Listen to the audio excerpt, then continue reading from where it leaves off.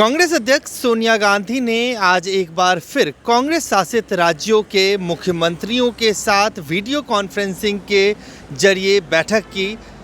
सोनिया गांधी ने कहा कि केंद्र सरकार ने अभी तक कोई रोड मैप या स्ट्रैटेजी नहीं साफ किया है कि लॉकडाउन 3 ख़त्म होने के बाद किस तरह से सरकार ने आगे की रणनीति बनाई है, किस तरह की स्ट्रैटेजी बनाई है। कांग्रेस शासित राज्यों के ज़्यादातर मुख्यमंत्रियों ने आज की बैठक में ये कहा कि सभी राज्य सरकारें आर्थिक रूप से कमज़ोर होती जा रही हैं और केंद्र सरकार मदद के लिए आगे हाथ नहीं बढ़ा रही है। राजस्थान के मुख्यमंत्री अशोक गहलोत ने कहा कि राज्य सरकारों की स्थिति पहले से ही खराब है। कोरोना महामारी से लड़ने के लिए राज्य सरकारों को आर्थिक मदद केंद्र सरकार को करनी चाहिए। अभी तक राजस्थान का 10,000 करोड़ रुपए का नुकसान हो चुका है।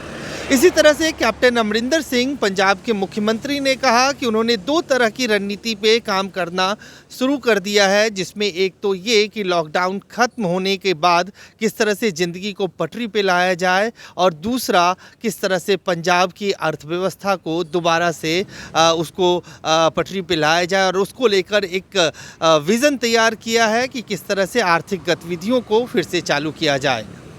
इसी तरह से पौंडीचेरी के मुख्यमंत्री नारायण स्वामी ने कहा कि प्रधानमंत्री कई बार मुख्यमंत्रियों के साथ बैठक कर चुके हैं, लेकिन लगातार राज्य सरकारें आर्थिक मदद की बात कर रही हैं, लेकिन प्रधानमंत्री की तरफ से आर्थिक मदद को लेकर अभी तक एक शब्द भी नहीं बोला गया है। छत्तीसगढ़ के मुख्यमंत्री भूपेश बघेल का ये कहना था कि छत्तीसगढ़ में 85% छोटे उद्योग हैं, लघु उद्योग हैं, लेकिन केंद्र सरकार एमएसएमई सेक्टर की मदद के लिए कोई इकोनॉमिक पैकेज की बात अब तक नहीं कर रही है, आगे नहीं आ रही है। ये बहुत दुखद है। कांग्रेस अध्यक्ष सोनिया गांधी ने आज एक बार फिर किसानों को धन्यवाद दिया, खासतौर से पंजाब, उत्तर प्रदेश, हरियाणा के किसानों को, कि विषम परिस्थितियों में भी बम्पर गेहूं के अनाज की उपज हुई है। अब सबसे बड़ी चुनौती है कि इनके प्रोक्योरमेंट्स को लेकर। There are 2 or 3 important takeaways from the conversation of the chief ministers of Congress-ruled states with the Congress President Srimati Sonia Gandhi, Dr. Manmohan Singh and Rahul Gandhi ji today.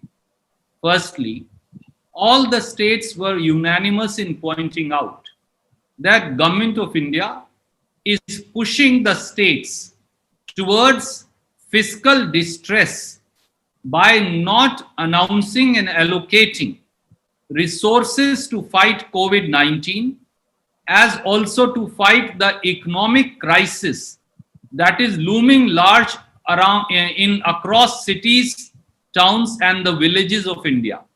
This is true not only for Congress-ruled states, but is also true for rest of the states in the country, some of which may not speak up on account of them belonging to the Bharatiya Janata Party or the pressure of the central government.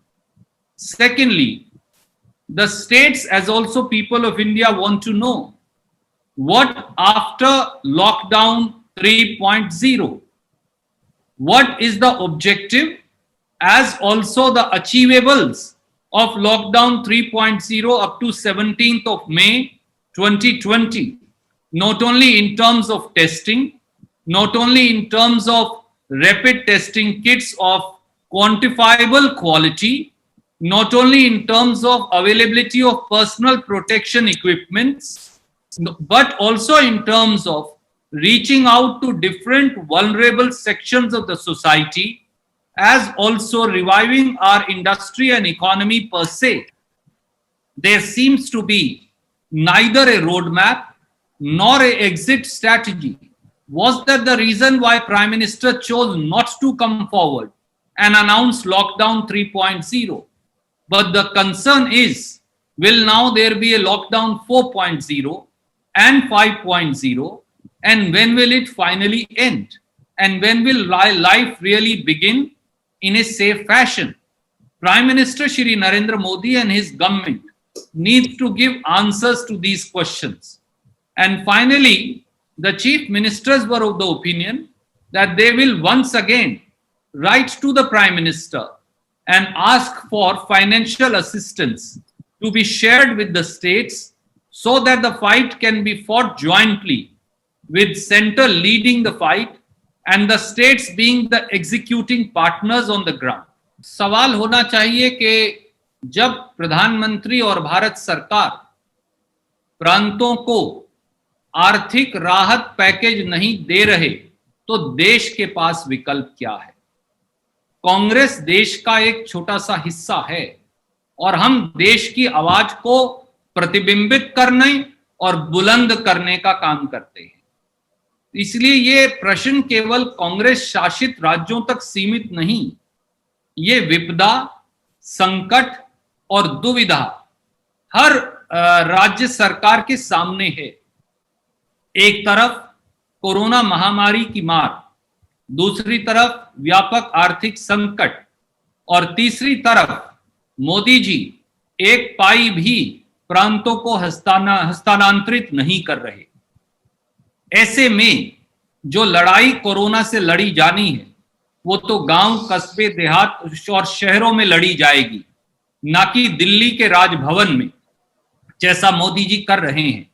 इसलिए उन्हें चाहिए कि वो कम से कम फौरी तौर से GST का सारा हिस्सा वह 2 लाख करोड़ का शुरुआती पैकेज जैसा कांग्रेस के मुख्यमंत्रियों ने कहा भी है, फौरी तौर से प्रांतों को दें ताकि आर्थिक और स्वास्थ्य की इस जंग को प्रभावी तरीके से लड़ा जा सके। कांग्रेस पार्टी की तरफ से आज ये कहा गया कि तुरंत केंद्र सरकार कम से कम 2 लाख करोड़ रुपए के आर्थिक पैकेज राज्य सरकारों के लिए इसका ऐलान करना चाहिए ताकि राज्य सरकारों को कोरोना महामारी के दौरान लड़ने में आर्थिक मदद मिल सके। अजय झा, गो न्यूज़, दिल्ली।